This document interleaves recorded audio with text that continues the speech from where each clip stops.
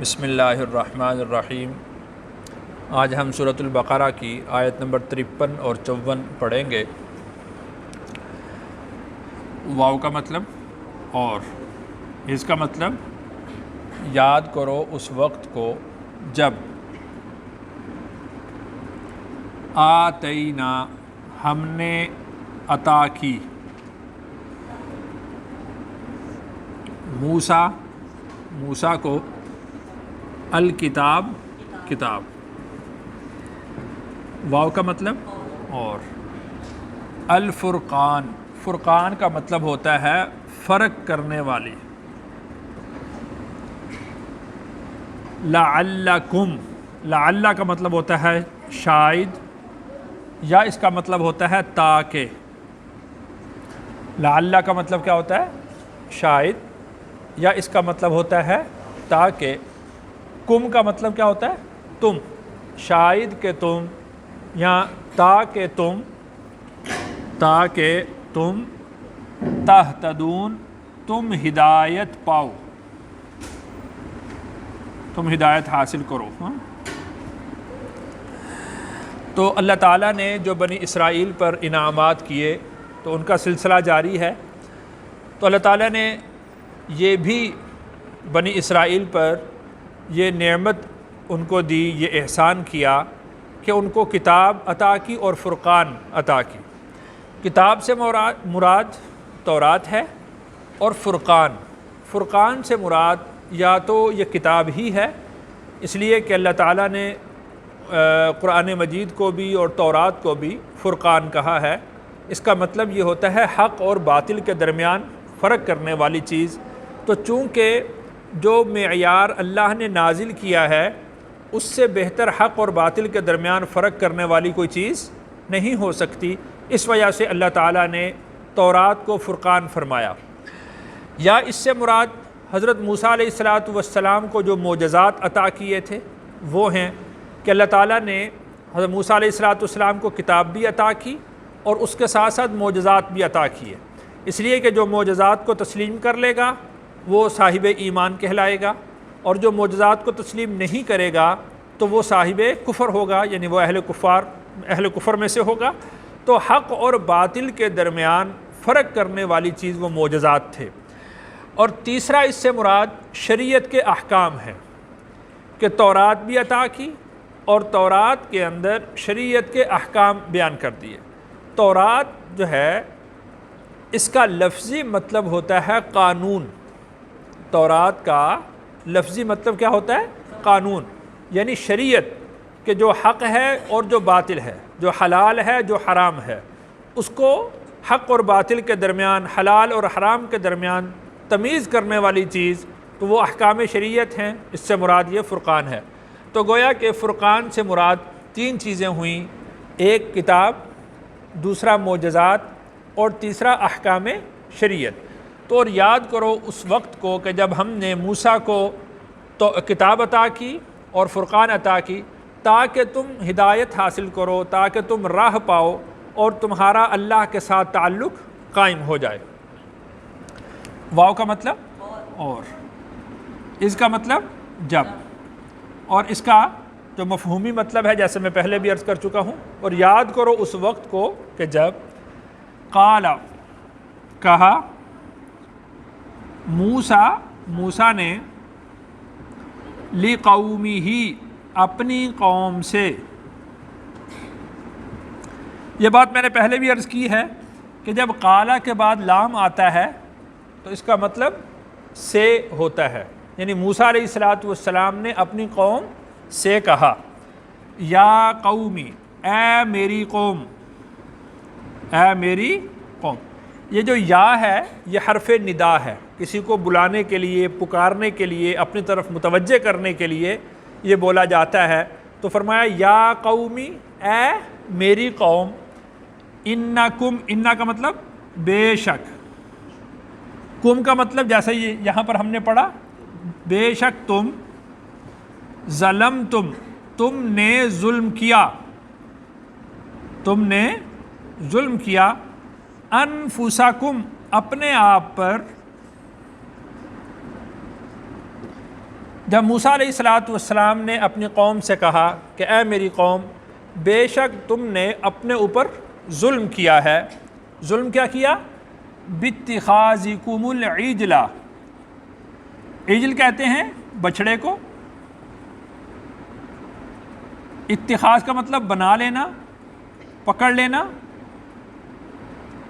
کم تمہارے، یعنی تمہارے بچھڑے کو خدا بنا لینے کی وجہ سے تم نے اپنے اوپر کیا کیا؟ ظلم کر لیا. فا کا مطلب پھر یا تو، جیسے ہم کہتے ہیں نا یہ کام کرو تو جو فا ہے اس کا مطلب یا تو یہ پھر ہوتا ہے یا اس کا مطلب تو، کہ تم نے بچھڑے کو خدا بنا کر ظلم کیا ہے تو تم توبہ کرو. توبو کا مطلب یہ کیا ہے؟ تم توبہ کرو. اس لیے کہ اس کے آخر میں واو اور الف ہے. واو اور الف یہ جمع کے لیے آئے گا، اور توبو یہ امر کا صیغہ ہے، حکم دیا جا رہا ہے. پس تم سب توبہ کرو الا طرف باریکم. باری کہتے ہیں پیدا کرنے والا، کم تمہارے. پس تم توبہ کرو اپنے پیدا کرنے والے کی طرف. یعنی تم نے بچھڑے کو خدا بنا کر اپنے اوپر ظلم کیا ہے، تو لہٰذا اس ظلم سے بچنے کے لیے اب اس کا نتیجہ کیا ہے؟ یہ گناہ تمہارا کیسے تم سے معاف ہوگا؟ کہ تم اپنے پیدا کرنے والے کی طرف رجوع کرو. فَاقْتُلُوا، تو اقتلوا تم قتل کرو، انفسکم اپنے آپ کو، ذالکم یہ ہے، خیر لکم بہتر تمہارے لیے، عند باریکم. عند کا مطلب پاس، باری پیدا کرنے والا، کم کا مطلب تمہارا. بس تم اپنے آپ کو قتل کرو، یہ تمہارے حق میں بہتر ہے تمہارے پیدا کرنے والے کے نزدیک. فتاب علیکم، پھر وہ رجوع ہوا تمہاری طرف، تم پر. یعنی تم نے اس سے توبہ کی تو اس نے بھی تمہاری طرف رجوع کیا. انہ، بے شک وہ، ہوا وہی، التواب توبہ قبول کرنے والا، الرحیم رحم کرنے والا. یہ پورا واقعہ اس طرح ہوا کہ موسیٰ علیہ السلام تورات لینے کے لیے جب کوہ طور پر گئے تو جو موسیٰ علیہ السلام کی قوم میں ایک شخص تھا، اس کا نام سامری تھا. وہ منافق تھا. اس نے ایک بچھڑا بنایا اور اس بچھڑے کے متعلق اس نے ان کے درمیان یہ مشہور کر دیا کہ یہ تمہارا خدا ہے.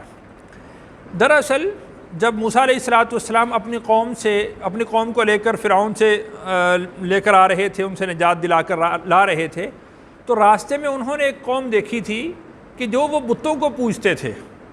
تو انہوں نے بھی کہا کہ ہمارے لیے بھی ایک ظاہری خدا ہونا چاہیے کہ جس کو ہم دیکھیں اور اس کی پوجا کریں، اس کی عبادت کریں. تو سامری نے اس موقع سے فائدہ اٹھایا اور اس نے بچھڑے کو خدا بنا کر ان کے سامنے پیش کر دیا.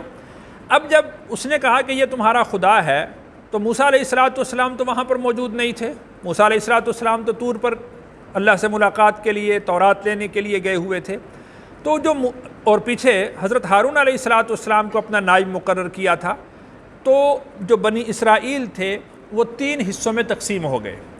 ایک گروہ وہ تھا کہ جو حضرت ہارون علیہ السلام کے ساتھ تھا، کہ جو ان کو منع کر رہا تھا کہ بھئی یہ تو شرک ہے، یہ گناہ نہ کرو. منع بھی کر رہا تھا اور خود بھی باز رہ رہے تھے. اور دوسرا گروہ وہ تھا جو یہ کہتا تھا بھئی ہم تو شرک نہیں کر رہے، یہ جانے ان کا کام جانے، ہر ایک نے اپنی قبر میں جانا ہے، جس طرح آج ہمارے لوگ کہتے ہیں. اور بھئی ہمیں اس سے کیا، اس نے اپنی قبر میں جانا ہے، ہم نے اپنی قبر میں جانا ہے، ہمیں اس سے کیا ہے، ہم تو کسی کو منع نہیں کریں گے. کوئی اچھا کرتا ہے اچھا کرے، کوئی برا کرتا ہے تو برا کرے. تیسرا گروہ وہ تھا کہ جنہوں نے اس بچھڑے کو خدا بنا لیا تھا. اب جب موسیٰ علیہ السلام واپس تشریف لائے تو اب موسیٰ علیہ السلام نے دیکھا کہ یہ کیا، یہ تو توحید سے بالکل ہٹ گئے اور انہوں نے بچھڑے کو خدا بنا لیا۔ تو موسیٰ علیہ السلام نے اس بچھڑے کو توڑا اور پانی کے اندر بہا دیا، اور پھر موسیٰ علیہ السلام نے اپنی قوم کے لیے اللہ تعالیٰ سے دعا کی کہ اللہ تو ان کے اس گناہ کو معاف فرما۔ تو اللہ تعالیٰ نے ارشاد فرمایا کہ جنہوں نے شرک کیا ہے ان کو قتل کیا جائے گا، اور قتل کون لوگ کریں گے کہ جنہوں نے منع نہیں کیا، جنہوں نے منع نہیں کیا تھا وہ لوگ قتل کریں گے ان لوگوں کو کہ جنہوں نے شرک کیا، اور جن لوگوں نے منع بھی کیا اور شرک بھی نہیں کیا ان کے لیے کوئی سزا نہیں ہے۔ اب دیکھیں کہ اپنے عزیزوں کو، اپنے رشتہ داروں کو اپنے ہاتھ سے قتل کرنا یہ بھی ایک قسم کی سزا ہے۔ تو ان لوگوں کو اس وجہ سے یہ سزا ملی کہ ان لوگوں نے گناہ کو ہوتے ہوئے دیکھا اور اس کو روکا نہیں۔ تو اس کا طریقہ کار یہ ہوا کہ ہر ایک آدمی کو جو اس کے قریب ترین کا رشتہ دار تھا وہ اس کے سپرد کر دیا گیا، اور ان کو کہا گیا کہ ان کو خنجر لے کر ان سے ذبح کرو، ان کو قتل کرو۔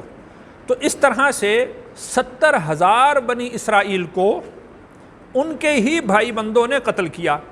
تو اس کو اللہ نے فرمایا کہ فَاقْتُلُوا أَنفُسَكُمْ، دیکھیں کہ اپنے بھائی کو، اپنے ماموں کو، اپنے چچا کو، اپنے باپ کو، اپنے بیٹے کو، اپنے عزیز کو قتل کرنا گویا کہ ایسے ہی ہے، گویا کہ خود اپنے آپ کو قتل کرنا۔ تو وہ ان کو قتل کیا گیا۔ پھر جب 70,000 کے قریب ان کے لوگ قتل ہو گئے تو پھر حضرت موسیٰ علیہ السلام اور حضرت ہارون علیہ السلام نے اللہ تعالیٰ سے دعا کی کہ اللہ ان کے لیے ان کی جان بخشی ہو جائے، ان کو یہیں پر معاف کر دیا جائے۔ تو اللہ تعالیٰ نے ان کی جان بخشی کی، ان کو معاف کر دیا، اور جو لوگ قتل کر دیے گئے تھے ان کو اللہ تعالیٰ نے شہادت کا درجہ دے دیا، اور جو باقی لوگ تھے کہ جنہوں نے گناہ سے روکا نہیں تھا اللہ تعالیٰ نے ان کے گناہ سے بھی ان کو معاف کر دیا اور اس سے درگزر کیا۔ اس کو ارشاد فرمایا کہ فتاب علیکم، تو اس نے تمہاری توبہ کو قبول کر لیا۔ تو یہ پورا واقعہ ہوا۔ انہ هو التواب الرحیم، بے شک وہ بہت توبہ کو قبول کرنے والا اور رحم کرنے والا ہے۔ تو یہاں پر دیکھیے کہ انہوں نے توبہ تو کی، لیکن توبہ کا تتمہ وہ خود کو قتل کے لیے پیش کرنا تھا۔ ہماری شریعت میں بھی ایسے ہی ہے، اگر کسی آدمی نے کسی کو جان بوجھ کر قتل کیا ہو، اس کو ہم قتل عمد کہتے ہیں، تو قتل عمد کے بعد اس کو شرمندگی ہوتی ہے، وہ نادم ہوتا ہے کہ میں نے تو بھئی اس کو قتل کر دیا، وہ توبہ کر لیتا ہے۔